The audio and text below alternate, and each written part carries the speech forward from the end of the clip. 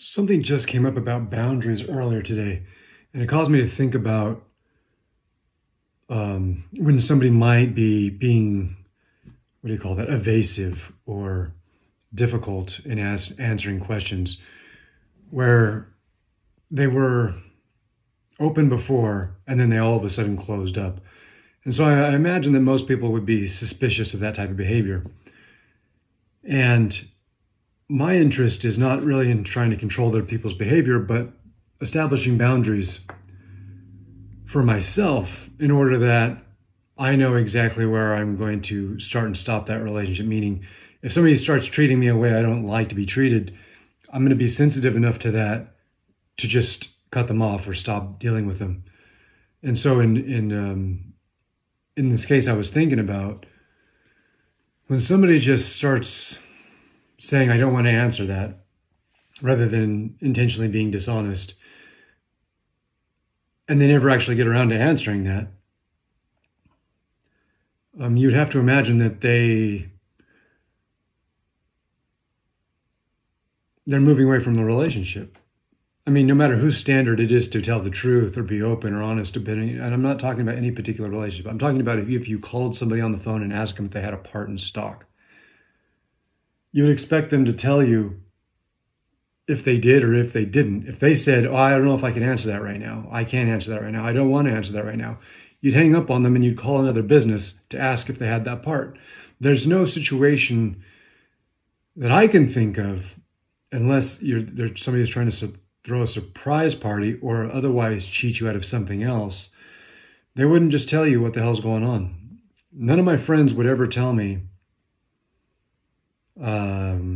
"I don't feel like telling you right now. I can't tell you right now. I'm not comfortable telling you right now." In what situation would your friend ever tell you such a thing? And so what I'm saying is, you can't hold that you can't hold it against the other person for being who they are or how they want to be. But I think we owe it to ourselves to have establish a standard and boundaries in our relationships, so we know when somebody crosses that line, they go away. You have to distance yourself from that kind of communication, that kind of skepticism.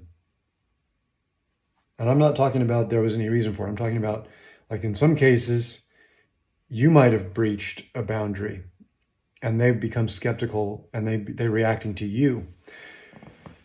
But at that point, they just don't have boundaries. So one way or the other, there's a boundary issue. Whether or not you breach or break a bond or boundary, or they break a bond or boundary, there has to be some sort of settlement in the relationship where the relationship now is coming to an end. You have to realize that what you thought you had in the relationship is now going away. It's being dissolved or discontinued.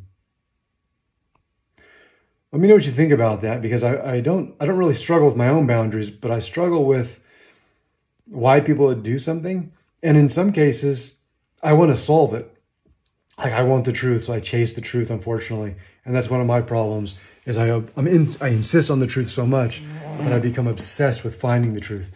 And I think it's way more healthy, much more healthy and appropriate to just detach, distance, and end the relationship, or at least the current iteration of the relationship. Because if somebody breaks like a bond or a boundary or faith with you, you should probably end the relationship, especially in its current form.